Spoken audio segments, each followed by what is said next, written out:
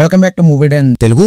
మన ఛానల్ ఎవరైనా కొత్తగా చూస్తున్నట్లయితే ప్లీజ్ ట్రై టు సబ్స్క్రైబ్. ఇప్పుడు మన ఛానల్ కి 7300 సబ్స్క్రైబర్స్ ఉన్నారు. సో 2024 ఎండ్ అయ్యేలోపు ఒక 10K సబ్స్క్రైబర్స్ కొట్టేద్దాం. So let's get into the video. వచ్చిందండి పుష్ప 2 సెన్సార్ రిపోర్ట్ వచ్చింది. సో మూవీ చూసిన సెన్సార్ టీం మూవీ గురించి ఏమంది, సో ఫస్ట్ సెన్సార్ రిపోర్ట్ ఏంటి ఒకసారి చూద్దాం. సో మూవీ షూటింగ్ కంప్లీట్ చేసి సుకుమార్ గారు 3 గంటల 22 నిమిషాల రన్ టైమ్ తో ఉన్న ఫిల్మ్ అయితే సెన్సార్ బోర్డు కి సుకుమార్ గారు పంపించారు. సో 3 గంటల 22 నిమిషాలు మూవీ చూసిన సెన్సార్ టీం అందులో 2 నిమిషాల ఫుటేజ్ అయితే లేపేసింది. దానికి రీజన్ ఇంకేమో కాదు, బూతులు, ఎక్కువ వైలెన్స్ ఉన్న సీన్లు ఇలాంటివన్నీ లేపేశారు. అంటే మూవీలో వాడిన కొంత వల్గర్ లాంగ్వేజ్ ని ఇలాంటిది అయితే మ్యూట్ కూడా చేయించారు. ఇంకా వల్గర్ గా ఇంకా బూత్ గా అనిపిస్తే మాట వాటిని కట్ చేసి పడదోబారు అనమాట. సో ఫైనల్ గా 3 గంటల 20 నిమిషాల రొట్ట సినిమాని అదే 3 గంటల 20 నిమిషాల రన్ టైం ఉన్న ఈ సినిమాలో కేవలం జాతర ఎపిసోడే 25 నిమిషాలంట. అంటే థియేటర్ లో కూర్చున్న ఆడియన్స్ కేవలం జాతర ఎపిసోడ్ 25 నిమిషాలు భరించాలంటే కష్టమే, కొంచెం కష్టమే. మరీ ఒక ఎపిసోడ్ 25 నిమిషాలంటే టూ మచ్.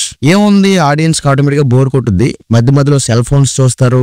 ఇంకా బోర్ కొడితే థియేటర్ లోంచి లేచి బయటికి వెళ్ళిపోయి అలా అటు ఇటు తిరిగి మళ్ళీ సినిమా చూడడానికి లోపలికి వచ్చేస్తారు. సో మూవీ ప్రొడ్యూసర్స్ ని 3 గంటల 20 నిమిషాలంటే రన్ టైం బాగా ఎక్కువ అవుతుందేమో అని అడిగితే అబ్బాయి లేదు మీకు అది సినిమా 3 గంటల 20 నిమిషాలు ఉన్నా మీకు 2.5 గంటలు చూసిన ఫీలింగ్ వస్తుంది, అంత బేగా అయిపోతుంది అనమాట సినిమా అని చెప్పారు సమాధానం. అదేంటండి నాకు అర్థం అవట్లేదు, సినిమా ఏమో 3 గంటల 20 నిమిషాలు అంటున్నారు, 2.5 గంటల్లో అయిపోయిన ఫీలింగ్ ఎలా వస్తుంది? లాజిక్ లెస్ ఆన్సర్ అండి. 3 గంటల 20 నిమిషాలు అంటే 3 గంటల 20 నిమిషాలే, మళ్ళీ 2.5 గంటల సినిమాలో ఉంటుంది అది ఇది చెప్పకూడదు. నాకైతే డౌటే, ఇలాంటి కమర్షియల్ రొట్ట సినిమాని 3 గంటల 20 నిమిషాలు భరించడం అంటే అల్లు అర్జున్ గారు ఏదైనా మ్యాజిక్ చేయాలండి, లేకపోతే కష్టం 3 గంటల 20 నిమిషాలు అంటే. అండ్ సెన్సార్ టీమ్ ఈ సినిమాకి U/A సర్టిఫికేట్ ఇచ్చింది. అంటే ఇలాంటి సినిమాలకు సెన్సార్ బోర్డు సాధారణంగా U/A సర్టిఫికేట్ ఇస్తుంది, ఎందుకంటే ఈ సినిమాలో వైలెన్స్, హింస ఇలాంటివన్నీ ఎక్కువ ఉంటాయి. సో ఆబ్వియస్లీ ఈ సినిమాకి అయితే U/A సర్టిఫికేట్ ఇచ్చింది కాబట్టి ఈ సినిమాకి 18 సంవత్సరాల పిల్లలు ఎవరు కూడా వెళ్లడం నిషేధం. కాకపోతే బయట అది ఎంతవరకు జరుగుతుందో మనకు తెలీదు. 18 సంవత్సరాల పిల్లల్ని సినిమా థియేటర్ లోకి ఎలా చేస్తారా చేయరు అనేది మీకు తెలుసు, నాకు తెలుసు, దాని గురించి మనం ఎక్కువ మాట్లాడకూడదు.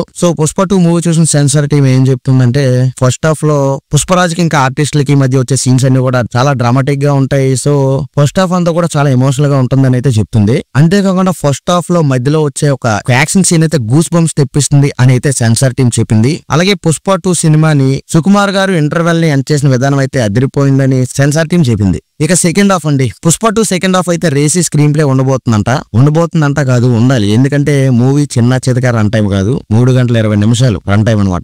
నాకేమనిపిస్తుంది అంటే మూవీకి ఒక 2 ఇంటర్వెల్ ఇస్తే బెటర్ అండి.